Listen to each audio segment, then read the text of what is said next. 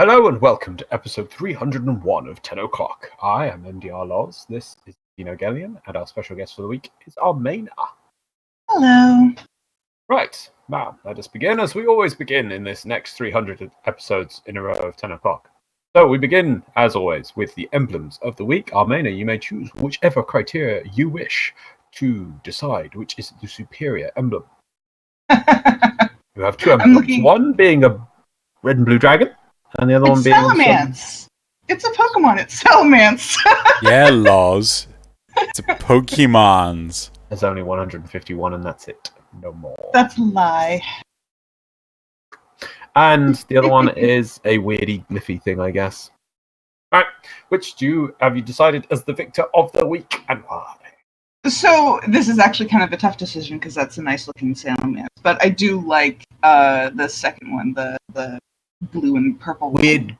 Gluey glyphy thing. Yeah, I don't know if it's supposed to be anything in particular, but I think I'm going to have to go with that one because it's more of an original design, and I'm a little bit more interested in original designs than I am in fan art. There we go. Well, okay. Right, but you got to admit, that was not expected as an emblem in Warframe.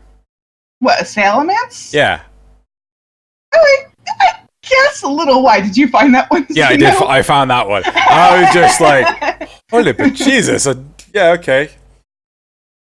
Yeah, I guess as far as Warframe goes, that probably is the first Pokemon emblem I've seen. And I've seen a pony one first before I've seen a Pokemon one. Yeah, I've seen quite a few MLP ponies? ones, yeah. Mm-hmm. We've had Pokemons before. Have we? Yeah, the first one with Silveron was a Pikachu. Yeah, no, but that was a Playboy Pikachu. Still a Pikachu. It was a creatively cool Pikachu. Oh my gosh. Yeah. Oh my gosh, Loz. Anyway, moving on. So if you wish to have a chance of winning 150 Platinum, go in the description below and you'll find a link to a Google form. There you'll find last week's emblems. Shit, did I update that? You should find last week's emblems. And you know this week's been hell for me, Loz. I know, but there's a limit on there's hell, and there's just literally everything has gone wrong. It's just like everything pretty much has gone wrong, right? Okay. So in the link to Google Forms, you'll see last week's emblems where you can choose which one you like the most. Everyone has a chance of winning 150 Platinum for their platform of choice, and next week the winner will be selected and sent on to DE. I think you'll be stopping this one early. Why? Because of the other things you can win? Do I have to stop it early? Yes. Oh, shoot. Yeah, no, I do. Yeah, no, I do. Okay, so make sure... No, we'll have the Platinum still go to the 12th, but if you want a chance to win a... Oh, crap, was it Frost or... You have a chance to win a Nyx Prime Access Vault Unlock or a Rhino? Yeah, Nyx and Rhino are in the vault right now. And a chance if you want to win a Wukong Prime Access. Xeno. Is that on the same date as well? Yes. Okay. So we're doing 3. But you have to get that to us by... You have to... Well, so this comes out on, the 5th? So if you're not already in... It's from last week's anyway, so if you did it last week, you'll be fine. But yeah. This will be up on the 5th, and I think it's by the 8th, so probably by the 7th. Make sure you've got it in. Yeah. Well, no, I thought it was the 10th. We had to submit by the 10th, which is the Saturday. Which just sounds really weird. Because they won't do anything on the Saturday. I'll check that date. Yeah, you check. But yeah. Right, so that, yeah, if you want a chance to win, do the thing. Good job, Lars, for keeping me on board. And Dojo Dusting, unfortunately, due to how much of a train wreck this week has been... It is 10th. Oh, sorry, 10th. Okay, so I got one thing right, but due to how much of a train wreck this week has been for me, there's no Patreon questions this week. I'm very sorry to everyone. I will actually be coming to find you on Discord if you are on the Discord and asking you, hey, what question would you like to ask for 302? So I'm very sorry for that. And I'll also be coming around sorting out the Patreon guest for 302 as well. So that's Dojo dusting, unless I'm forgetting anything else, Loz? Nope. Okay, cool. TennoCon next year? Yeah, we're going to TennoCon 2020. You should totally be there. It's going to be a cool time. What else? There may be a bit of a hiccup come October in terms of us doing episodes, because yet again, Xeno has to move, and I'm hoping to have everything planned out so that I can just go from one property to the other, and the internet is already working. But it really depends on how much time I can prepare everything. So I was hoping to have had a place to move into sorted by today, but the landlord hasn't responded at all, and thus I am moving on to the next place. Right. Hooray. I hate moving so much. Right, so cards, graphs, thingies, yes? Loz agrees. Good. Mm-hmm. Right. Yep. So our first graph of last week is, should Grendel and Gauss, pronounced correctly, come before Railjack? 84 people responded. 2% said no. That was shocking. 36% said didn't care. Surprised that wasn't above yes. And 60% said yes. Yeah. It's one of those things where I'm not going to be hurt either way, regardless of what comes in what order. I mean, I want Gorse as soon as possible, but Gauss. Yeah, I know, Xeno. I fully admit you are saying it correctly. I'm choosing it to say incorrectly, but I was but I fully admit you are saying it correctly, and I'm not. Why couldn't they just spell it GAWS? Because that's not how the word is spelled. No, but that's not how the way the word is pronounced. It's fine. You're saying it correctly, and that's fine.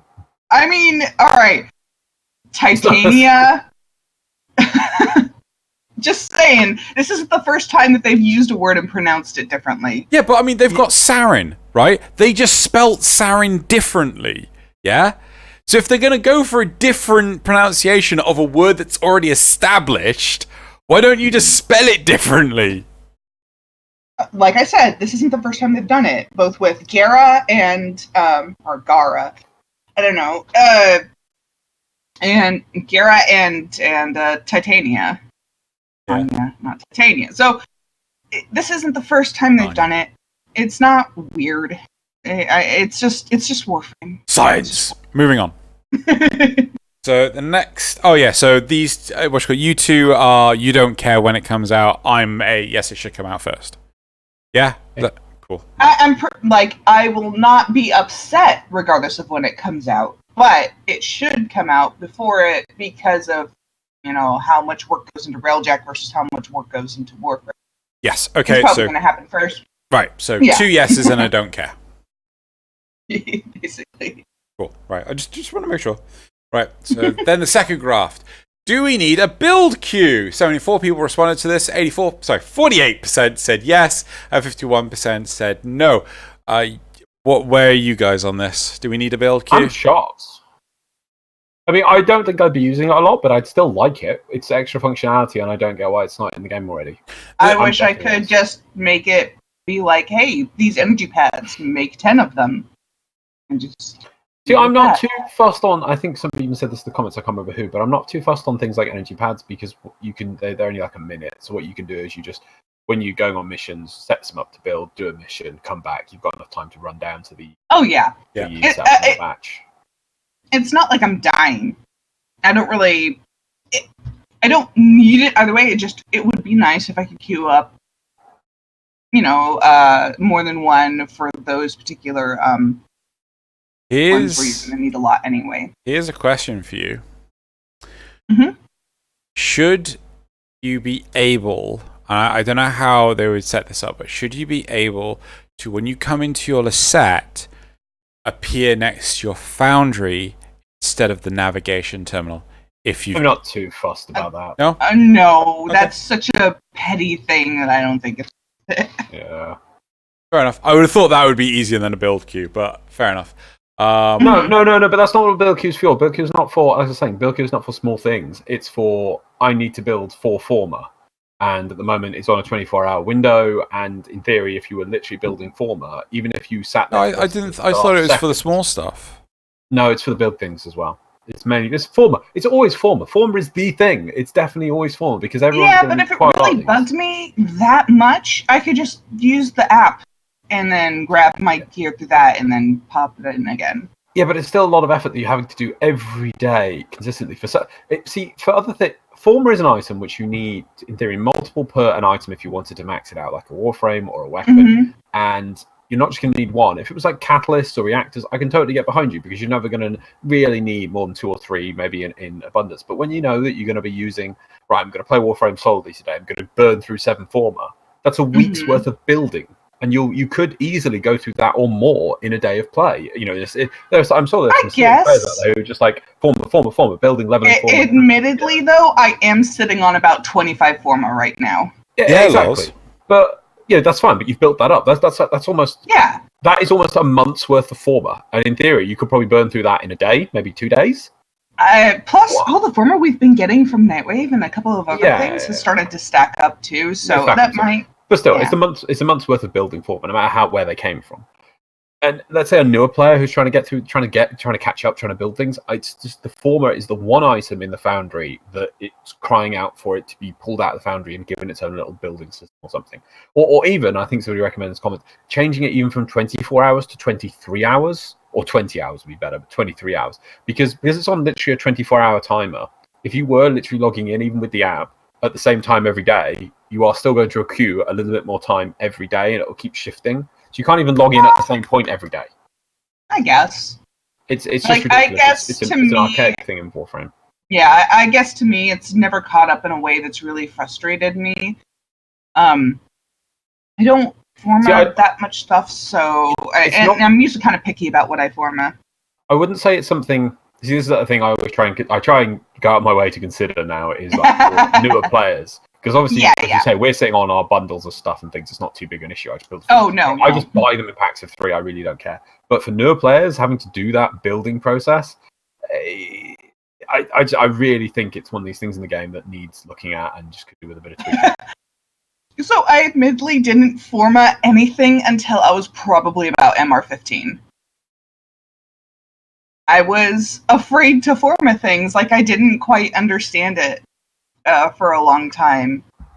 Even though it was like explained to me, I still needed to get used to the rest of the system, the mods, figuring out where I wanted stuff to go in the first place, because I was more afraid of like changing a polarity and then deciding I didn't want that polarity anymore, and having to change it again because of my build. Now, some people have no problem doing that. They change their polarities constantly on their stuff. I'm one of those people where I want to know where everything goes first before I start changing polarities. So that might be why I'm less concerned about building Forma, because I'm a little bit more picky, or I take a little bit more time to Forma stuff. Right, next card. Do you use recruiting chat for rad share relics? 79 people responded. 10% said that they didn't know people did this. 44% said yes, and 45% said no. So, I honestly, until we had that topic last week, I didn't even know that was a thing. I know it's a thing. So, Armaina, where are you on this? I have done it about 2 times. A whole 2 times in the time that I've played Warframe. All the other times, I've done rad shares with my clannies or other people I know. So I've not needed to use the recruiting chat because I had to do it. Fair enough. Right, and then the 4th ticket is, do you use trade chat to get prime parts? Oh yes, we theorized this was because they wanted the Wukong stuff, wasn't it? And okay, cool. So we wanted to know, do people use trade chat in order to get prime parts for stuff that they might struggle to get? Right, so 79 people responded, 40% said yes, 59% said no. Loz, where are you? You use it, don't you? Or no? Fine. Huh? If it's something I want, I'll just buy the parts. Not for primes, surely. Any prime that I want that I haven't gotten through prime access, yeah. Right, okay, cool. I mean, that's the thing. I have the privilege that I obviously buy Prime Access every time, mainly because I want to support DE is the reason why I buy it. And then if there's anything which comes out which is not part of Prime Access, I won't farm it. I don't bother farming things because it's just too much effort. I don't have the time, and I'd rather there's other things to do. So many other things. So I'll just buy it. I think Warframe Market's great, and then I use Trade Chat to find it. If not, I'll communicate. Yeah, it's great. Cool, Armaina. I've never purchased a thing off of Trade Chat. I don't usually have the platinum lying around really this stuff. So I either farm it or I trade with friends. Cool. Right, so that's it for the...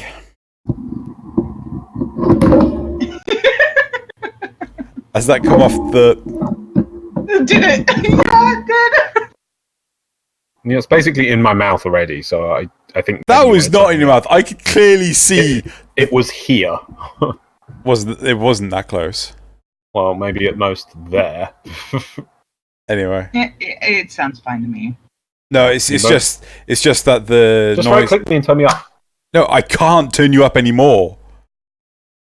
Right? The noise gating kept on cutting you off. What, you right click and I'm on user volume maximum? Yeah. I've now turned you down a little bit. Huh? Your system is deaf. You guys are on like a third from me. What's up with your system? Well, I need to balance you both out anyway, and I need to make sure that OBS doesn't cut you out. Right, so... That's pretty much one of my responses. Cool, so that's it for the cards. We're now jumping straight to the community responses. Okay.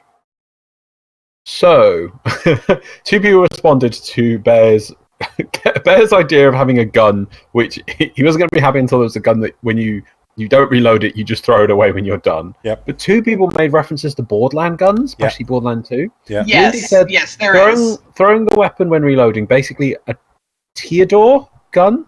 Yes. But then Thomas Cooperstein said Borderlands 2 Torg weapons explode like a grenade upon reload. Is it Torg or Tedior then? I don't know which gun. Theodore. All these guns. Both of them, I believe, do, and it depends on the game that you play, because I believe Theodora is pre-sequel. And not... Right, okay. Yeah. Okay, cool. So on talking about the relic system, something at the end of Thomas Cooperstein's thing is, one thing that I noticed is that people who are anti or neutral to the system are the ones who purchase Prime Access and see no need for it, because they don't chase after that last Prime part on that single remaining relic. Warframe is a business, and making it easier for us to play their game without paying money for it will seem like a foreign and wasteful idea to those who have already paid, or who work for the company. While your points are valid about the difficulty of implementation and your fears about the economic changes are definitely plausible, I fear that you're subject to bias because you're already paid for Prime Access and have succumbed to the sunk cost fallacy. I must admit at this point that I have 2 because I'm still farming for it. Now, firstly, I just want to point out I don't buy Prime Access because of a sunk cost fallacy, and I don't think it doesn't really apply in this situation. We buy it because we want to support the game developers because they produce a good game. And we want that game to keep going forever. Yeah. Why not? It's like, you just have to look at other developers out there to realise, oh, look how good they are. They are really nice people. I want them to keep being really nice people. So it's not really a sunk cost fallacy. So just one point. We're honestly... So what fallacy? Sunk cost fallacy. A better explanation is in gambling, is how a sunk cost fallacy. It's like when you've spent $100 into gambling on one thing, and you're like, well, I've come that far, I'll just keep going. That's a sunk cost fallacy. So in gaming, it's like you've already spent X amount of time, X amount of thing into the game. A lot of people. A lot of people that play WoW will do the same thing. Will be like, well, I've been paying through this for months. I better make something of it, otherwise it's not worth it. Or like, definitely, yeah. I would say I play WoW on a sunk cost fallacy. It's like I've been playing this for years, and sometimes I do feel it's like, well, I put all the time and effort in, I might as well keep going. Definitely on that one. I wouldn't say that that's my mentality at all for Warframe. No. Like, we put the money in. Like, for years, I can't remember when we stopped doing it, but for years... we would smash the stuff, yeah. Yeah, as soon as we got it, we destroyed it and then went out and farmed it again. Now, life has gotten a lot more difficult and I can't as readily do that. Well, no, it's a choice. It's not, again, it's not because... Yeah, you make your choice. You want to go make other projects. You want to do things. It's like your choice. Mhm. The amount of game time you have available, you've got to lose something. There's only so many hours in the day. And it's like, you know what? I can still enjoy Warframe and not destroy these things I was paying for, and just make things and enjoy the game. So that's why, yeah. But as for the rest of it, so I do feel there's a very fair point in this, though, that obviously I buy Prime Access and I don't do Radiant Share or whatever. There are people out there who play the entire game free to play, and they will be much more in favor of this kind of system than me. I'm like, I'm not really sure if there's a point, but they probably do see a point when they're trying to, they're looking to farm one particular relic. However, I don't think the one thing it was actually back to WoW. I don't want to suggest that the way it was suggested in here was a bit ridiculous. I would much prefer the World of Warcraft method for this kind of thing, where it's a long list and you can refresh it and you can search through it, and people put up groups and say, we are going to do this thing, would you like to come join? And it's a list of just like, and you click on it, and then the people who are in that group get a list of all the people applying, and they can pick and choose who they want. And then when the group is full, it gets instantly removed. That's the World of Warcraft, the new system they've got for this kind of putting groups together for unique things. And I think that's a much better way of doing it than what this was suggesting, of like people sitting in queues waiting. It was like you'd set, I want to do this relic, and you'd click on it, and it wouldn't join the mission until it found other people to doing it. If there was going to be a mission queue at all, I would prefer the former rather than the latter. Yeah. I think the problem is that they're going for specific relics, as Loz has too rightly pointed out. Yes. And why not have a system where it's like, I'm after this reward, right? Because that reward spans multiple relics. And sometimes you're like, oh, I want this thing. Like, I don't know if the rewards ever change rarity across relics. Sometimes. Yeah. Sometimes they do, depending on the very last life of the cycle. Yeah. So it might be a case of, I want this, like, let's say Wukong Prime Systems, which is currently now rare as hell. This is hypothetical. I don't actually know how rare it is. And then in like 2.5 months' time, a new relic comes out, and it's like an uncommon part, but you're still after the Wukong Prime Systems, so it matches you up best with the reward you're trying to get. The problem is, though, when it changes rarity, it usually also changes the relic family that it's in as well. There you go. So it could be, if it was a rare on an Axie, it might end up being an uncommon on a Neo. So you can't; those aren't the same missions. Those will never be the same missions. Yeah. So you're already going to have to change based on the relic. Not to mention, when the primes first come out in the first place, it's 1 part per relic. It's honestly, I just feel that so few people would use a system like this, and I haven't had a need for it, and I'm one of those people that does not have the money to pay for things. I grind all my stuff out. But the biggest important thing is, like, okay, so you can have this system, but it will delay Railjack by a month, right? A system that we can't guarantee people will actually make good use out of, but you can have it, it's just Railjack will be out a month later. Well, what I'm saying is, what we have now, being able to find a group through the recruiting chat, it's not difficult. I've done it a couple of times. I've just not needed to because I have enough friends that play that we do rad sharing. Yeah.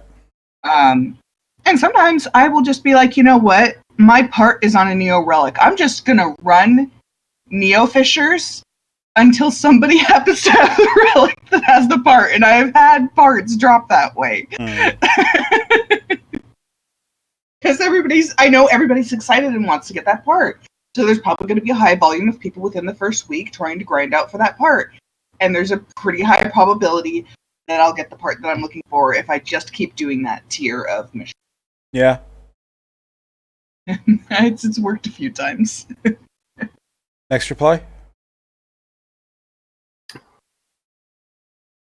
Trex Paddocks asks, I would really appreciate it if they would fix the lighting issues with the Gas City tile set so that we can play the missions there again. Thank you.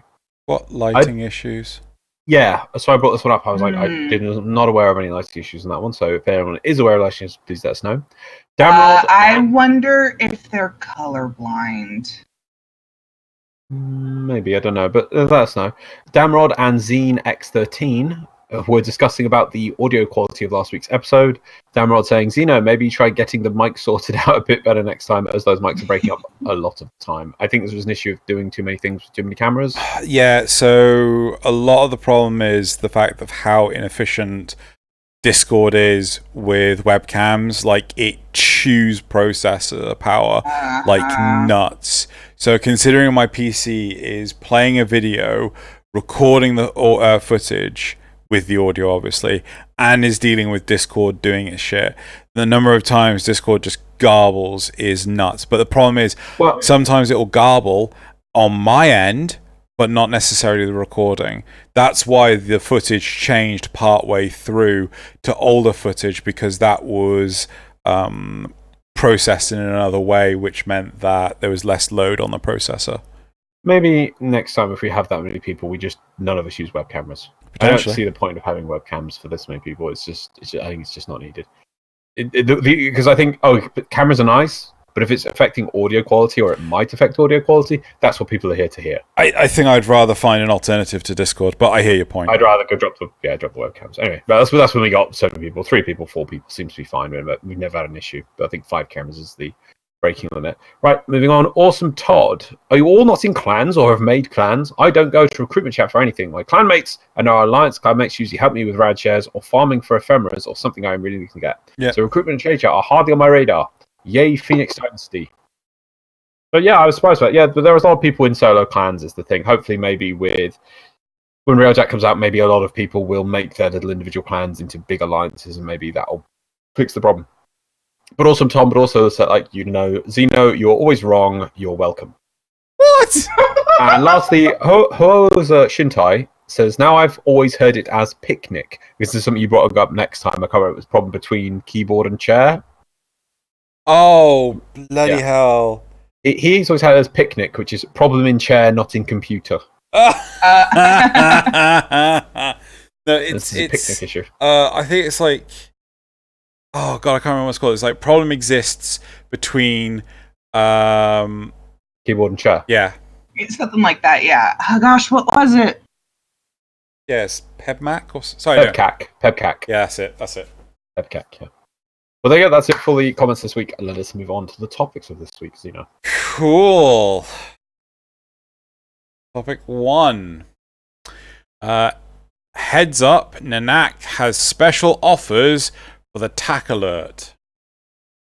Genuinely, this is a topic, right? Topic. No, I can get behind that, actually. Yeah, I can see why that's a topic. Topic 2. DE, please pause the bleed out timer on the operative while host migration occurs. Oh, wow. And then topic 3. Everyone has the same HP and the same weapon in the new event. Why didn't make a separate PvP mission? ? Right. Okay, so topic 1, which is it really this short? I'm gonna double check to make sure nothing has gone wrong with the notes. But yeah, out of interest, have you guys played much of the event? Yep. Yes. Mm-hmm. That sounds ominous, Armaina. Yes. Okay. Apparently it is. We played the event together, you dork. I said you played much of the event. Yes, I continued to play it after you signed off. Also, I can't remember playing it yesterday at all. I was really tired. Oh, no. Well, yes. Anyway, right, okay. So, so Nanak offers stuff for the TAC alert. How do you guys feel about this? It's fine by me. Well, I'm curious. How did you guys know or find out about it? Because the event gave you Nekak pearls. And we're like, hey, let's go look at Nekak's Nekak. Maybe she's got something in her inventory. And sure enough. It only showed you that if you went to the second tab at the end of the mission. It never lets you know about these pearls. And I because of another way of how I found about them, I was like, how do I know I'm getting pearls? And then later discovered, once I've got 3 missions, I was thinking, at first I was like, oh, maybe these are things you get on the highest tier or something. And then later I was like, oh, wait, there's a second tab, because it gives you a Conclave PvP finish window, basically. Well, it does give you a finish window, but once you are out of the mission itself, it still shows you your last mission rewards. Well, no, it doesn't come up with the pearls. Yeah, no, that last mission. No. That last mission reward is the Conclave thing, and then you just click exit. You have to go to the second tab to see the rewards of the normal screen. I know, but once you're in your Lisette, you get the last mission rewards window to pop up. No, it doesn't pop up. No, it's the Conclave window pops up. That is what pops up. It's the scoring pop up. That's why you're in mission, not when you're in your Lisette. I'll go do it now just to prove this. But yeah. All right, because that's how I saw it. I didn't even change tabs. I was in my Lisette in front of the navigation, and the last mission rewards was up, and I'm like, Nekak pearls. Well, I'll give it a go now. Maybe it's because I was doing it solo, but I always had the ended with the PvP screen, and then I just went exit, and that's it. And I didn't know. The only reason I'll tell you how I knew about these pearls is I saw Reb's tweet of, "Hey, look, there's a thing," and I was like, "What are these pearls?" She's going. First of all, I saw that tweet and thought, "Oh, is that some sort of meme joke about?" what does a rubber ring? Actually, Loz is right. I've got footage up right now. Oh, you do? Okay. Yeah. So, Loz, you don't even need to check it for the next 4 minutes. Well, I'll just play this mission. But yeah, it lands on the game summary screen. It lands on whichever one you were on after you left the mission. So that's actually quite convenient. If you didn't have any reason to change to the tab, you wouldn't bother changing it. Yeah. So it's I might have clicked an arrow or something then, because all I know is I saw it when I was in front of the navigation looking at the last mission results, and I saw, Nekak pearls. Right, but it doesn't pop up by default is the key issue here. By default, it sends you to a scoring page. So you have to... I mean, you might just click that just to be thing, but I mean, I never noticed these pearls. But in the tweet I saw from Reb, it says about these pearls. And seeing as I thought the whole thing was a jokey meme anyway, I then played the mission a couple times. Was like, oh wait, there was a thing about pearls? Picking up pearls? This is some sort of MMO joke or something? And I was like, oh, it said about pearls. And then I had to run the mission again, and I went, oh, there's a second tab. And then I discovered the pearls. But then, if you don't remember Nekak's name, how would you know to go hand these things in? How do you not remember Nekak's name? The Kingpin of Cetus. I know. But I mean, that is true. A lot of people never picked up her name, and that's a reasonable complaint. So.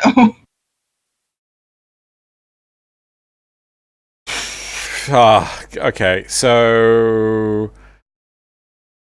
I don't mind the fact that this resource has been put in.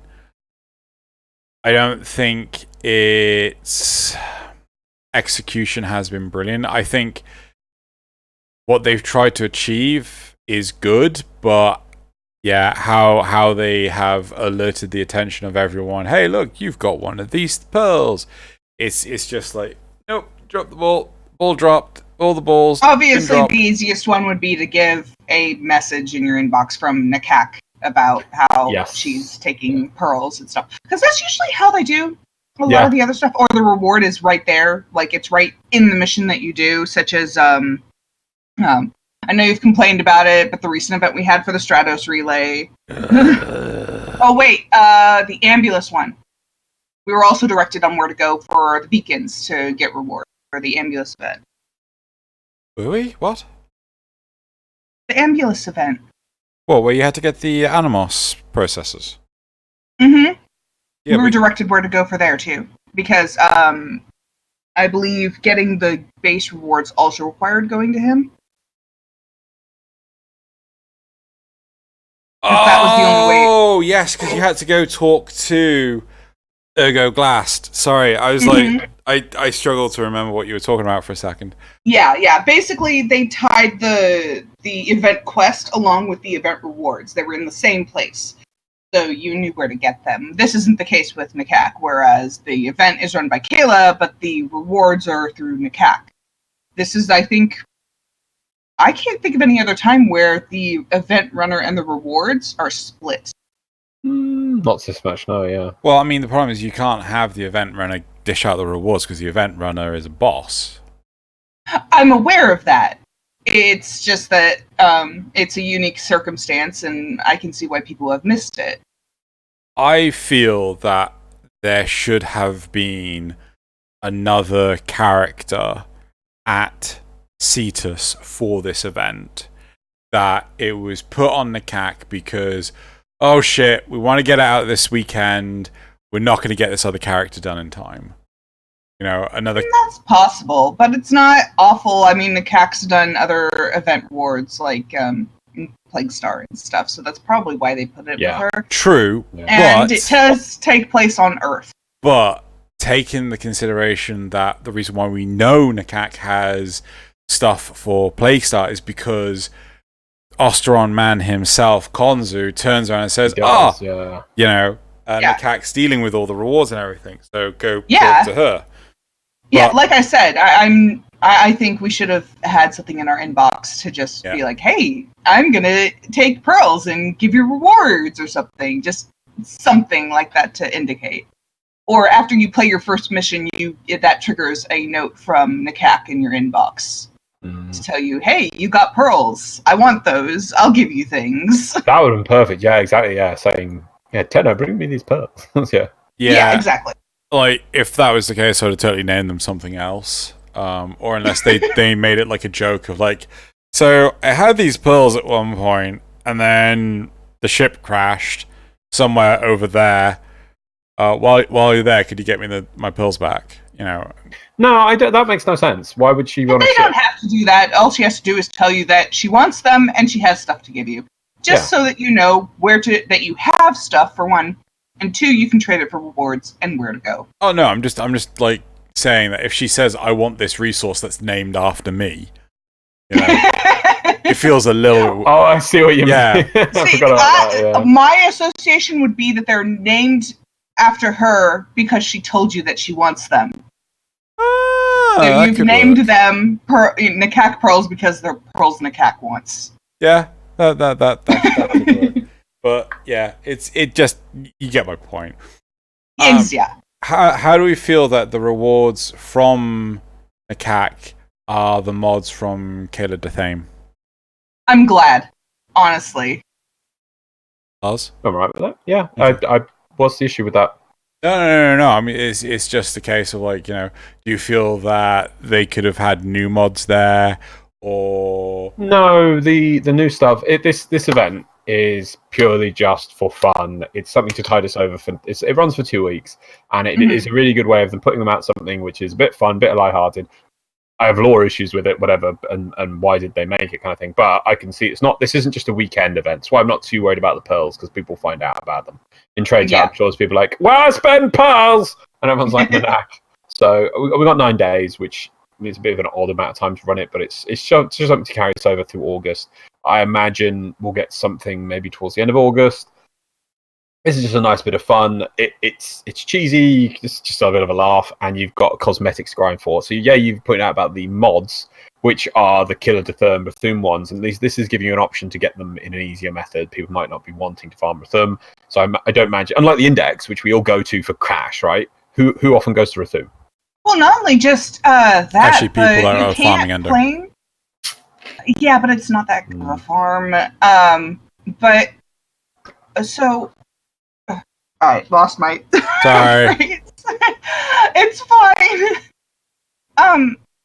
The thing with Bethune is that you can't play it back to back. You get shunted out of missions each time. Unlike with the Index, if they changed it, you can play it over and over and over again. So it's easier to rack up points in the Index just in general because the construction is completely different. So it's such a pain to get points in Bethune in order to go and fight Kela and lose those points to go back. It's a back and forth thing that you constantly have to do, and it makes the boss tedious to farm stuff on. And there's stuff like Mediray that can be a huge help, especially to new players. Yeah. Being able to stick Mediray on their Taxon early on would help them survive a lot of stuff early. I'm now like massively, Kela should have her points, buy-in points removed. That requirement should be removed by now. And I would say maybe a buy-in in the sense that you have to earn that amount of points to fight her, but not that you lose the points after. You just got to do it once, and then like she's unlocked, and then you can just fight her whenever. Because people don't regularly fight her anymore. The only times I've ever known anyone to fight Kela is on the sorties. So, I mean, I think it took them forever to... Did they finally... They did remove the mutagen... Oh, God, beacon requirement... Mutalist beacon requirement from Mutalist V, didn't they? Eventually. No. Didn't they? No. It's you still gotta there. have the coordinate. Yeah. Yeah. All they did was they changed it so that you only had to have one of the coordinates in order to build it. Yeah, and you can get them from defense in the derelicts. Yeah, as a reward drop for I think it's on like Derelicts the B reward. or- Derelicts. Really? I think the derelicts. It's been a while. I've actually got to It's a check. fairly common reward on one of the. I think B. I think it's B. I don't think it's C. I'm just going to double check. You mean derelicts and not Eris, where he derelicts. is? Mhm. Yeah, no Mhm. derelicts. Okay. Which are full infested. Derelicts, definitely. Yeah. No, infested is Eris. Well, I would have to double Derelicts check. is No, the they're in Phantom. It's been a while. Yeah, Okay. which is infested. I'd have to double check, honestly. Okay, never It's mind. not- Okay, so question for you guys. How do you feel that it's your warframes and not your operators? I'm indifferent. I've It's seen quite a okay. few people on Twitter say like, why is it not my operator? Why is it my warframe? They can also be found in B rotations on Oh, it's rigging. It's rigging. There is no animation for operators to hold guns. Fair Yeah. enough. I mean, even if they're on the same rig, they've never held any guns like that before. So They there could would have still an be amp. some They finagling. could have an amp. Oh no! Here's a better answer. People that haven't actually got their operators. Yes, Right, that too. that's the best reason. Yes, we've new players, of course. Just point out, sorry, Alavi coordinates, battle pay reward as they've always have been. They're also found in B rotations on Orokin Derelict's defense, survival, and hive sabotage missions, and they apparently also can be traded now. So that's pretty good. Oh, okay. So just regular hive sabotage. Yeah. Because that's not in the derelicts. No, that's not derelict, but Okay, in cool. derelict defense and survival. Okay, cool. Mhm. Right.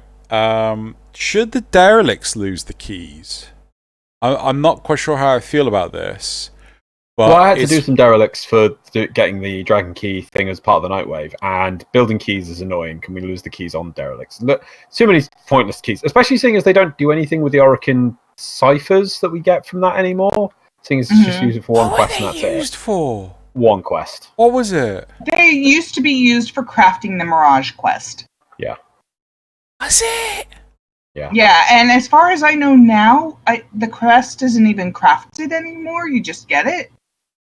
That's Oh, like really? I'll check that that's one out. update 14. Mm-hmm. It was a single reward. It was a single reward only meant for crafting the Mirage quest. I do not know if you need to craft it anymore because that change yeah. will happen. Do you still have to craft it? No, as of update 22, the hidden message quest is automatically unlocked upon completing a required junction, even for those players which still had to craft the key as they had required the old quest movement from an earlier version of the game. Okay. Yeah. So you don't eat. They are literally a useless material right now. Yeah, Interesting. that's pretty bad, actually. Yeah. It's. I don't know why the vaults keep dropping them. Well, make them use them for something, because it would give a good reason to use vaults. It's just, like, why Well, does I it mean, do- we are all starting to accrue a large portion of them. What with the vault running for Nightwave. Oh well. Oh well, indeed. Right. So, moving on. But what do you guys feel about this event? Yes, no. You haven't actually given your complaint yet, Loz. Right, okay, my complaint is that I don't mind having a nice little event. It's pretty fun, but this is an event where they've actually put time into voice acting. It's got its own custom map, and it's okay, it's never going to be anything special, but it is actually an event which breaks the law in some respects, because like you've had the Easter events, you've had your Christmas events where you get some silly weapons, but they never actually have gotten the opponent characters, as far as I remember, the opponent characters to chime in and do weird things. Okay, you had the weird tactical alerts, but they were never really voice acted. This is a fully voice acted. They've used the character. We've been sitting on Kela Therm for months now, years even. She did Rathum. Then what has she done since?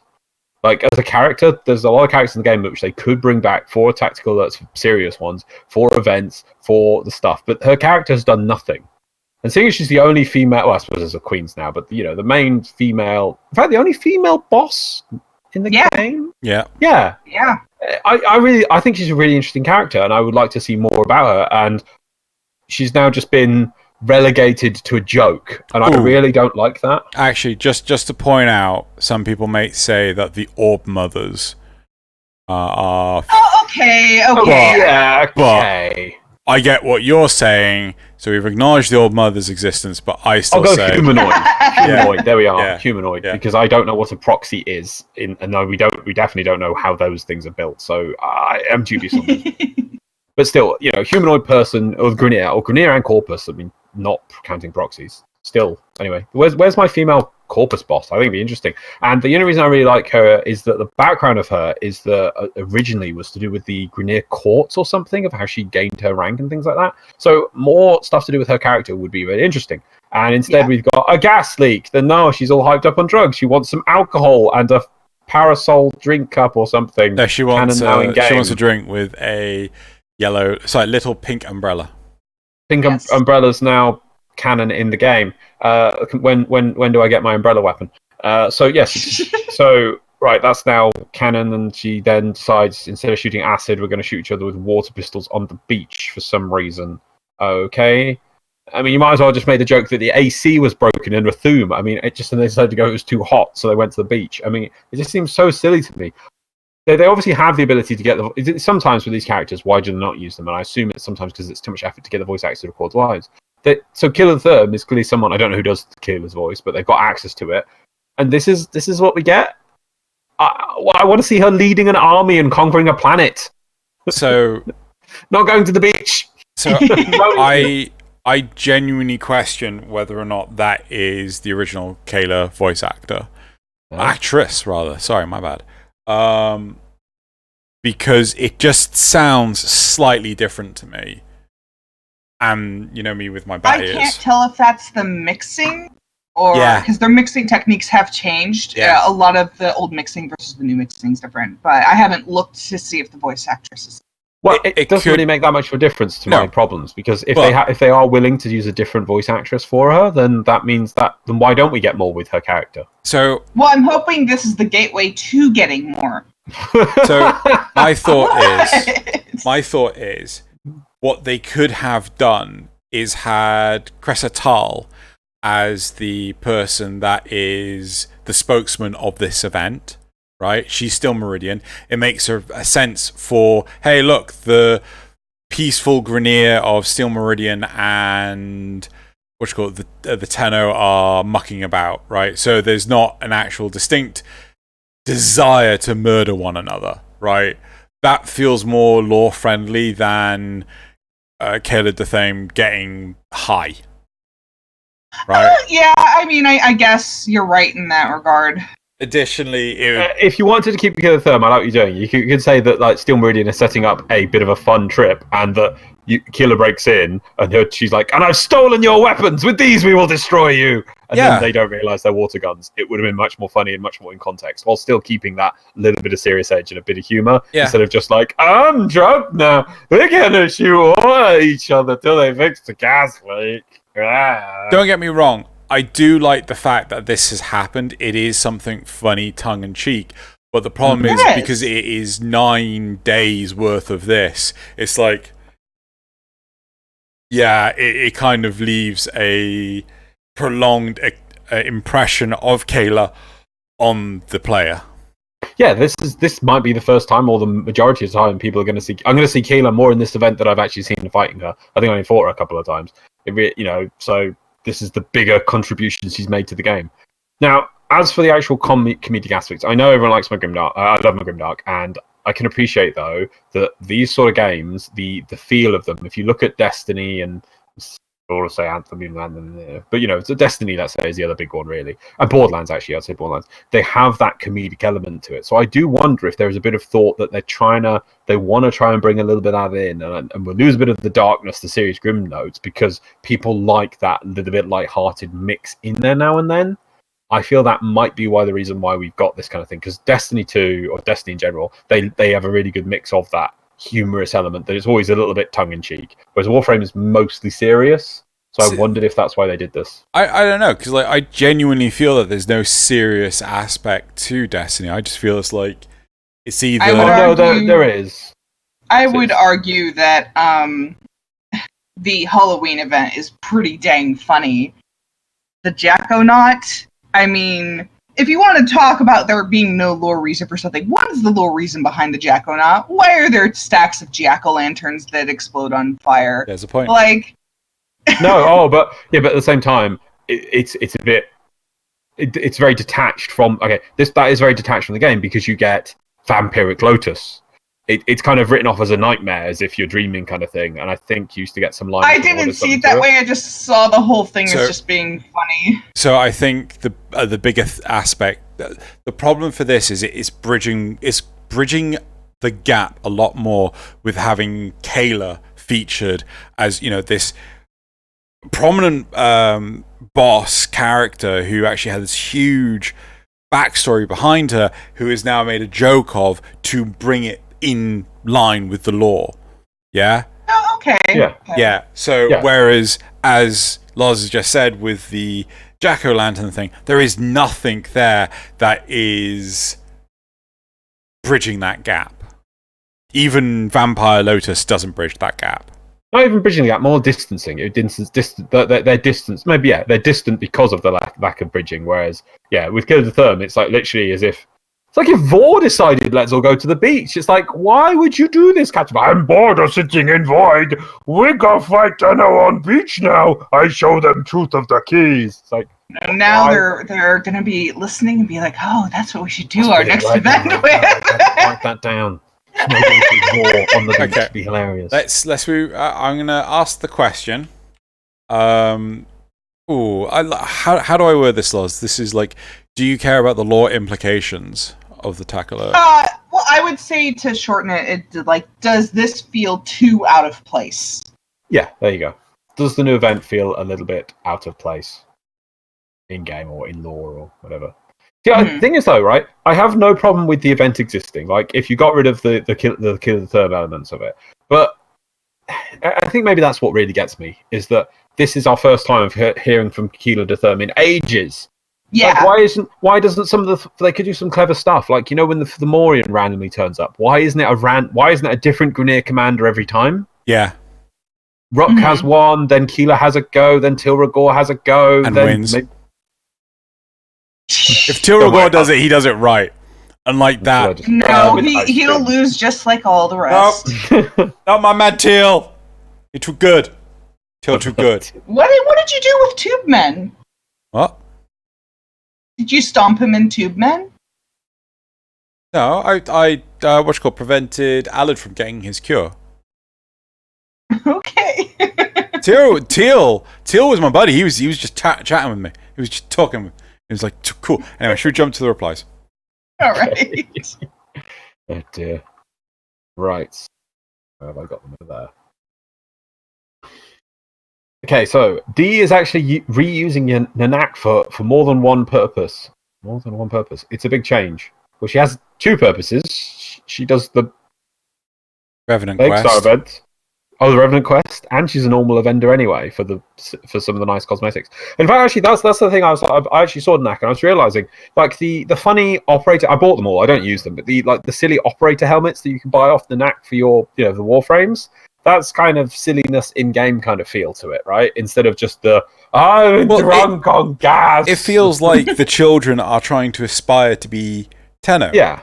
So you're it able makes to sense. get something for operator, which is a bit silly. It's like, it's in. I'd much prefer that. But anyway, so she does do multiple things. That would apply. Why can't they just? Why can't they just do make pearls based on? Why can't they just do make pearls based on kills? I'm not reading it wrong. That's what it says. Or have it like Index, 75 kills and it's game over. There's no reason to play after getting a good lead. That's a fair point. I want to point out, one, lower level players, right? Like I've played with some people, I've gotten like 30 kills, they've gotten like maybe 5, right? Because they're pretty new to the game. So right, but it's a 9-day event, and you can get the points. The points don't matter what level you're playing, so you can literally play the bottom level. no, the of points. The game. The points do matter. No. Yes, they do. No. The pills level do. doesn't matter for the points. The pearls. Oh, not for the points, but the pearls do. Yeah, but this person's saying about the pearls. Make pearls based on kills. Oh, they want pills based on kills. Okay, yeah. Yeah. Otherwise, everyone would just go to the bottom level of the thing. Yeah, okay, right. But there's no reason to play after getting a good lead. Anyone that can have a distinct advantage in this, like I have only ever gone beyond 75 group kills once, right? Because there was there were quite a few good players there. Most of the time, we don't even hit 70, right? And I'm not going to start forsaking players because, someone wants an easier way of getting pearls. Yeah, no, I can see that. It's a... The thing is, you use the pearls for, as far as I'm aware, the mods which you can get through Athum and cosmetics. That's it. Mm-hmm. There's not even any weapons. Yeah. So, does it matter that you have to play the mission quite a bit to grind for some cosmetic balls to Quadrangular set? Yeah, I got nothing wrong with that. Yeah, and I'm with you, Drew, on that, because you... Yeah. Also, for anyone that wants to try, you cannot put the balls in the dojo. I was talking to Lucas and Greg from Cephalon Squared earlier today, and they tried to do it because they wanted to create a ball pit, and they can't. Oh, that would be so cool. No! Right? So there's a fair warning in terms of that, and I will say on D's side of things, I fucking love the fact that the new tile is a Captura scene. So it's 2 Captura scenes. No, but the new tile is a Captura scene. I don't get me wrong, I especially love the fact that they put a relay in there as well. Oh, I'm totally in love with that. But yeah. Okay. It looks like Warframe's trying to notify people that they can get pearls exchange their pearls. So it looks like people aren't quite clued in on it has caught up to. Yeah, I think it was a whoops. Mm-hmm. Next. Yeah, it's just a wee bit of oversight. Oh, hang on, my headset's running out of power. 1 sec. What were we talking about? Should have added water balloons as secondaries and pool noodles as pool noodles. What's a pool noodle? It's like this long foam stick. We were playing around with them at Improv. Do you remember them? Oh yeah. Yeah. Then lower the max price. No, actually, I don't. It might have been the other time you went to the. Maybe it was in phase 2. Then they said lower the max prices by 90%. It's not that bad. What? Oh, I want that Captura scene for 100 credits. I only want to do it twice. Brr, no. What? Sorry. Basically, if they say lower it by 90%, so they want to only do 2 of the runs to get 100 credits to buy the Captura scene. No. Yeah. Because right now, if you want the Captura scene, you have to run the highest tier 20 times. Which, I don't know, considering how many other games I have to run stuff, it's not the worst. And you got 9 days to do it in. Man. Yeah. Alright, so I'm doing the Destiny 2 Season of Heroes or what event, and holy cow, the amount of stuff that you have to run in order to rank up the armor is absolutely absurd. I think we did the Destiny 2 Halloween event, which was the procedurally generated tower thing, Loz. Do you remember that with Rich? Yeah. And we loved that. But it still required an insane amount of participation before you got and we're just like, we just love running the mission. Yeah.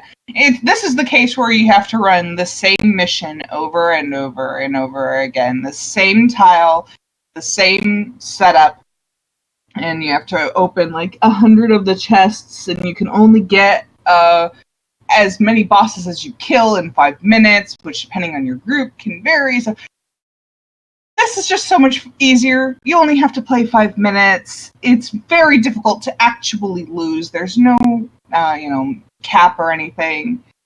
So, I don't know. Running 20 missions of that within 10 days, it's not a big deal. Yeah. I'll be honest. I again half asleep last night. I genuinely thought we had to run 200. I'm just glad that I turned to everyone and just like, hey, is my maths wrong in this? And everyone was like, yes, your maths is horribly wrong in this. Okay, good. I'm glad. Sleepy brain cannot math. Yep. Sleepy brain cannot math indeed. Is there another one? Sorry, I just read, how much does Destiny 2 Forsaken cost? And I look it up and I'm like, it's still not down in price. And now it's in some bundles. They've upped the price again. I'm like, just give it to me cheap. I just want it cheap. Oh, you know you can't. It's $40 for the whole thing plus the season pass. I'm just gonna point out you cannot get Forsaken on Steam. You can only get it on the Battle. Well, I thought they weren't going to bring it over. They will. Oh, yeah, okay. because it's going to be on Steam. So, but for now, they'll do it when they do their free-to-play change and their Stadia release or whatever. I've heard issues about Stadia. Yeah, there's some complaints about Stadia, but we'll see. We don't think it's Stadia. No one's going to know until it comes out. And Warframe hasn't been out for it yet, which I'm quite surprised at. Maybe they're waiting to see. Or maybe they're not allowed unless it costs a bajillion pounds. It seems everything on Stadia seems to cost. Anyway, sorry, back to the report. This event was kind of fun for the first game. It was a chore for 4 games. Now we need to play it several dozen times. It's fun as a one-time joke. There's just no depth whatsoever. There's nothing randomized, no interesting mechanics, no power-up items, different weapons, modifiers, literally anything. There's not even any way to speed it up or increase your rewards based on your performance. Why would they think people would enjoy playing the event through to get half this stuff? I'm going to point out that auras work. You can stack everybody up with rejuvenation and have super fast healing. You can stack everybody up with rifle amp and do more damage. So some mods work. Some people aren't just aware of this yet, so I can understand, not knowing because it's not obvious and everybody's carrying corrosive projection, so they don't notice. Right. But yeah, run a team with rejuvenation or like half rejuvenation, half rifle amp. It'll go a lot faster. Yeah. Does Mesa's passives work? I do not know. It's passives for rifles. I do kind of get where this person's coming from, though. Yeah. It's still like 20 times just to get the capturer scene, which. But again, 9 days. Like, where's the rush?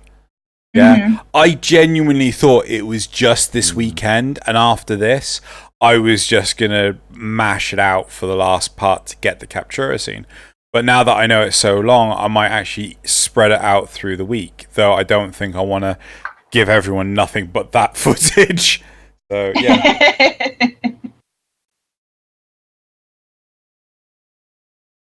Right. I'm okay with it though. I can see what this person's saying. Though they've put the effort to make a cool looking map. It's got unique assets with the tile, with the bouncy balls, the roller, flooful, whatever they're called. You've got the water gun itself, which is a really cool looking device. Which, if you notice, the amount of water in the gun actually depletes with the ammo, which is that much effort can appear in. You've got the enemies have. I assume the enemies have got some sort of unique bits to them because you can buy a whole set of noggles of them. So I assume they've been changed up a little bit. You've got the rubber ring effect around you, and you've got the voice lines from Kela. So a lot of work has gone into this event. I can see that they're looking at it and like, well, why isn't there some extra step to it? Why isn't there like I say, a power up? Maybe there's that randomly around the map, or on the highest level, it'd been fun to see quad damage. Quick, go here for quad damage. Yeah, quad damage. That's an easy one to put in. Yeah, quad damage, vampire, speed, maybe anti-gravity. Just some power ups would be hilarious. That would be fun, and this wouldn't be hard to put in. They already use them for nightmare effects. Hey, you can just have every time you play the mission, maybe a random effect. That maybe do it that way. Just there's something more to it. The people who suggested the grenades or some other option. What do they say? No power. Nightmare mission. A nightmare mission where you get like 100 pearls for completing it with nightmare stats. That would be fun. Yeah, maybe hopefully, maybe we're lucky. Or 70 or something. Maybe D will. I think it's a holiday on Monday in Canada, though. Not that I'm aware of, but I could be wrong. I think it is.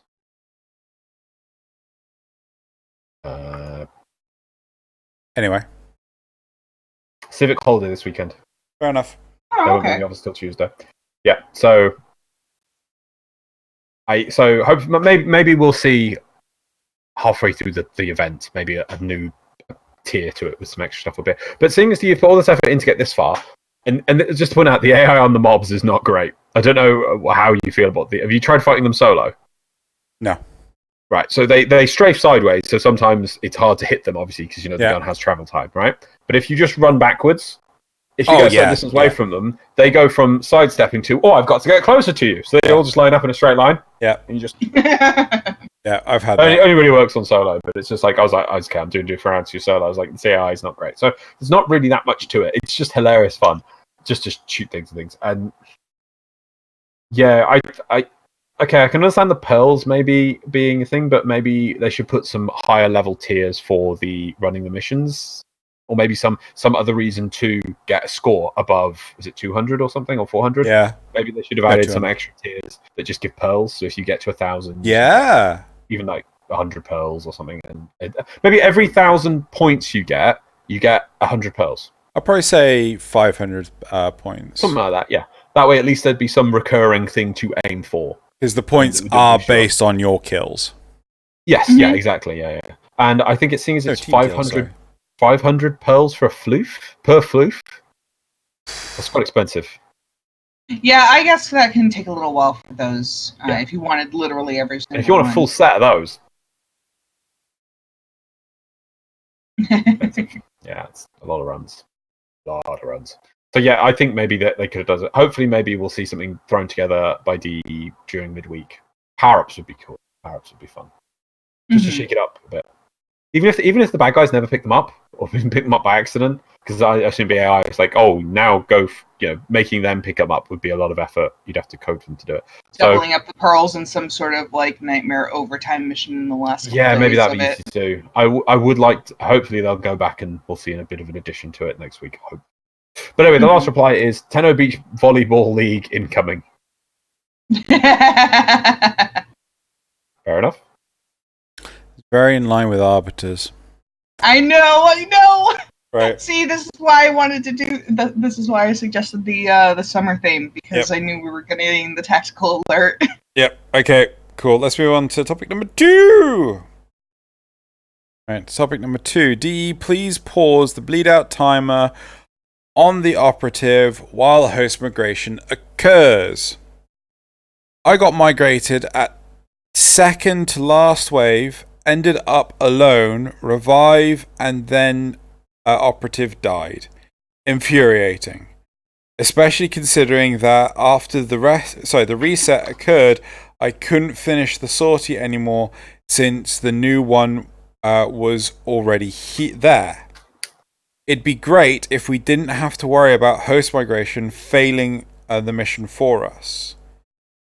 But as far as I comprehend this, after the host migration, I don't know what they mean by so they got migrated on the second to last wave, ended up alone, revived? Did they revive themselves? Okay, so last wave, ended up alone. Yes, they probably held E to revive. You mean X? Floor. E, because you should change it off of X to E, because E is a sensible button. X is not. I've got off the floor, and then while they were getting off the floor running back, the operator died because the timer was still ticking. And on a long defense run, okay, that's really infuriating. I can't get behind them. But the question is, they might have still failed the sortie anyway. Yeah, but then that would be in their own remit to fail or succeed on themselves. Maybe they would have succeeded. I don't know. Oh, how? Okay, first off, have either of you encountered this? This specific issue, no. And that might be because a lot of the times that I've done sorts, I've been in groups of people that I know. Okay. Loz, I assume you're likewise a no. I think it's quite a rare situation. I would say it is a bad thing that's happened. It is quite annoying. Yeah. However, it's quite rare for it to happen. And the guy has to do the one mission of sortie again. Yeah, I think it's 10 waves or something. That's going to be maybe about 10, 15, 20 minutes. The point is he couldn't do it again because the sortie swapped over. Yeah, this person did the sortie just minutes before rollover, which that's its own issue. You can't. Yes. Yeah. like, it's unfortunate that happened, but at the same time, that's the risk that you take when you start a sortie minutes before it goes. And fair enough, some people are like, oh, but I can only do it at that time. Well, in theory, then if it rolled over, you can then just do the next one early and you've got the whole time to set it up. And do it. Yeah, basically. I've never encountered... Well, I don't think I've encountered this, but doesn't mean it doesn't exist. I just want to make sure that our viewpoint on this, or our experience, has been laid out for anyone else that actually listens. I think my solution to this is potentially, if the operative was down during a host migration, they are revived and given maybe like a 3-second invulnerability. Yeah, I could see just giving them an invulnerability period. Migration and... Yeah. Or just reset them. Yeah, I think you're right, yeah. So, yeah, reset them, give them a short vulnerability phase, because you may be in a completely wrong place for the operative. I might worry about the resetting, because, what do you mean by resets? So... It respawns at its spawn point, because it'll have a specific location that is, this is where the mob spawns, and then you set its health to maximum and its shields to maximum. Okay. Is there a way that this could be exploited? Only if you could force the game to keep host migrating. I really don't think that's that big of an issue, because it'll take forever and you could just finish the mission in that amount of time. Because all it would take is the host to stop their game, and then it would cause a host migration, and then they could just reconnect upon logging back in. Right. Yes. And then what? You keep doing it? No, you just do it at a point where you're about to lose. You know you're about to lose, so you have the host leave. It seems a lot of effort of disconnecting and reconnecting. The thing is, you'd actually have to crash out the game. You'd have to force the game to crash out. Could you do it? Yes, you could. You'd have to be very clever. You'd have to work out where what net code you could effectively trigger. It's like, stop all traffic for these packets. Like every other packet, just stop. Make the game think, I'm crapping out. But you'd have to force crash the game, because the host still technically would have a connection, and then they would continue the mission as is. They wouldn't be able to reconnect to if you force stop the game, it'll reset. Like if you force stop the game and you're Alt F4? Yeah. Yes. I have all right. So I've been in games where we've been stuck and the host has Alt F4'd to force a host migration and rejoin the game later. So it might be a simple case of, that they measure whether or not you Alt F4, or... I don't know if they can. Oh, you could easily measure that.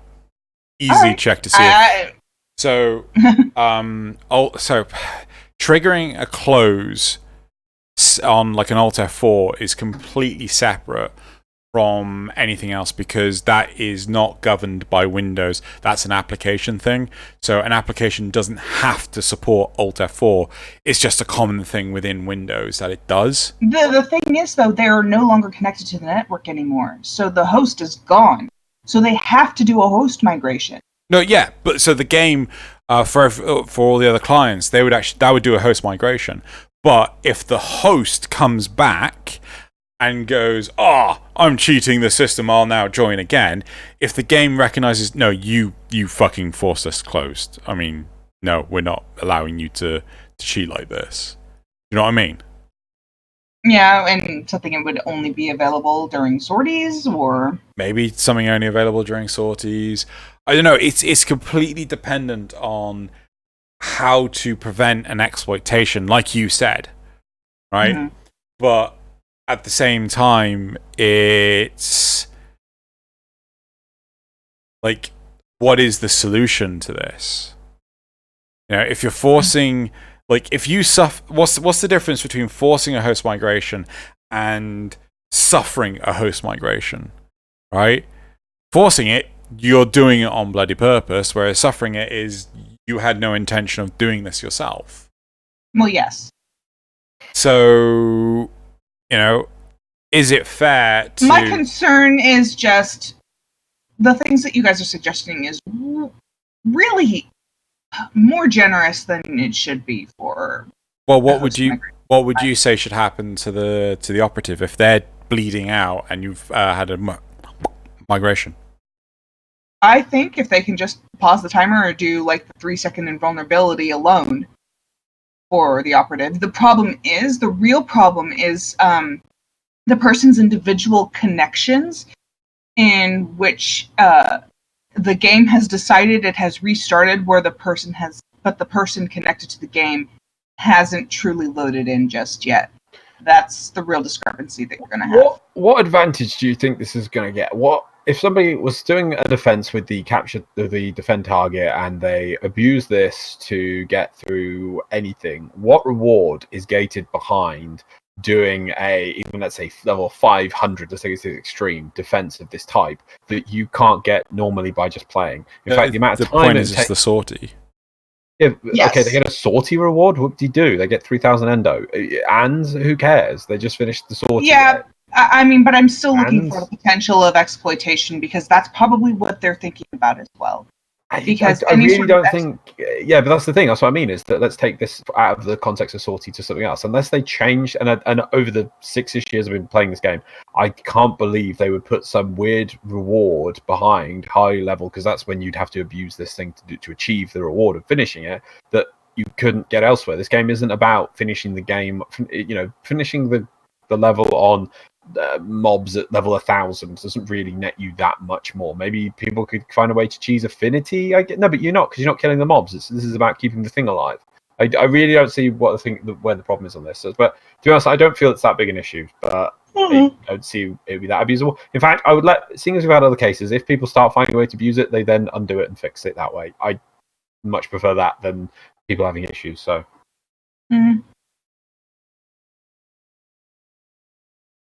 Yeah, I mean, I'm interested to know, like, if you are listening to this and you have had similar issues, you know, please put it in the comments below what you think is a viable solution to it, because I would say though, just to clarify, are you saying that this reset should only happen if the target is downed during host migration, and only if? Yeah. Okay.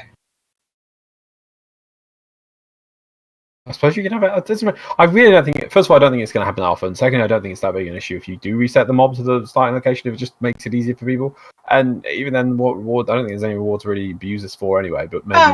Sometimes a reset is actually more obnoxious than not if it wasn't downed, because especially if you have if you're using a limbo and it's been banished, and you know your target's fine, and there's a host migration, and the host migration resets your defense, so you have to change where you are, find the target again, rebanish them when you were doing just fine before. So that's what I was. You don't need to worry about rebanishing them too much because they're immune for a few seconds anyway. You don't have to wait too much. It depends on how far across the map you are. They walk. You're never that far though. You're never miles away. Let's be fair, we can cross great distances in short time. But yeah, but anyway, should we move on to replies? Because I really don't think that the chance of this happening is so minimal. It's just basically somebody got annoyed that some random freak event happened in their sortie. And I'm just like, don't do sorties the minute before it's going to swap over then. You know? Basically. Or if not, okay, you've lost out on that one. You're now time up on the next one. Get the next day done and move on. I don't know why this person decided to whinge on the topic, but okay. Next, because it's so rare is the issue I find on this. Because most of the time you would just say, oh no, do it again, find a better group. You can just say do it again. And the only specific reason why this is an issue is because they did it right at the last minute. It's like, okay, well, take the time and just get ahead on the next one. I think, if anything, the problem might have been during one of those weeks where you had to do 3 sorties in the week, and they. Oh, if they left! Oh, come on! Well, at least before. What was it? Was it 5 or 6 before Xeno? So 5 out of 7. What's this? It was 5. The Night Wave. Night Wave. Sorties. The original one. It was due 5 in a week. Yeah, no, it changed. It was like, there were multiple different ones, but one of them was 5. That was the one that I kicked off. So it's now been reduced to 3. It's no longer 5. And also, it's not that big of an issue anymore because, okay, he did not going to do it in this week. But then it can just come back on a later week when you finish all the weeks. You can get it again. So it's not a big issue here. There's no. I'm not saying it's a big issue. Just this might be the specific reason why this person is upset about the fact that that it ticked over. Yeah. Anyway, should we go to replies? Yep. They don't even pause the score decay in ESO or SO. I lost at wave 8 when I was up by more than half. Then the host left, and I was at 10% while still needing to reload. Shame. But again, you can just run it again. But like that's how volatile Sanctuary Onslaught is. Yeah. I mean, if the host migrates, then effectively, good luck, have fun, because you cannot. I mean, to be fair, there is a point. If, say, hypothetically, that this grace period was added for a down defense target in sorties, then people are going to be like, well, why don't you add a 3-second grace period to this mode? 3-second grace period to this mode. Not saying that you shouldn't, just people are going to want that after that. I feel that with ESO, it's a similar case of you pause the timer, and then after you've reloaded, once you've loaded back in, you can move around, the timer starts again. Yeah, whoever the host is, it just starts again. ESO and just Sanctuary Onslaught across the board, I feel this is a lot easier to adapt than the original post. Mm-hmm.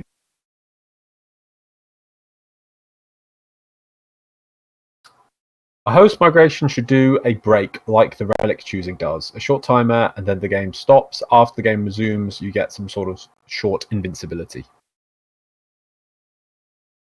No, that's taking it way too far. And the last reply is, you know what? Just all timers. Survival, mobile defense, bleed out timers, everything. Well, yeah, that's what I was saying. What about them? I don't. Getting a few second grace period during the host migration. Well, like survival, I think. So what? You just want to stop the game entirely, like for host migration. So the survival. That's what they're asking. Yes. So the life support stops decaying and the timer stops increasing. The mobile defense point becomes invulnerable and the timer stops. Defense again, same thing.